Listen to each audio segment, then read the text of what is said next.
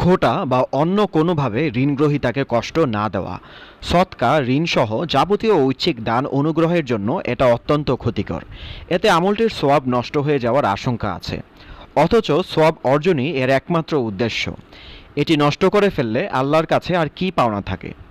এ কারণে কারো খোটা বা এ জাতীয় কিছুর অভ্যাস থাকলে ঋণ না দিয়ে বরং ঋণ প্রার্থীর সঙ্গে সুন্দর কথা বলা ও দোয়া করাই উত্তম। কোরআন মাজিদে ইরশাদ হয়েছে, হে মুমিনগণ, খোটা ও কষ্ট দিয়ে নিজেদের সৎকাকে সেই ব্যক্তির মতো নষ্ট করো না যে নিজের সম্পদ ব্যয় করে মানুষকে দেখানোর জন্য এবং আল্লাহ ও পরকালে বিশ্বাস রাখে না। সুতরাং তার দৃষ্টান্ত এরকম, যেমন এক মসৃণ পাথরের উপর মাটি জমে আছে, এরপর তাতে প্রবল বৃষ্টি পড়ে এবং সেটিকে পুনরায় মসৃণ পাথর বানিয়ে দেয়।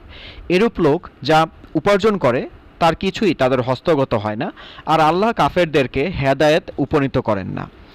সূরা বাকারা 264।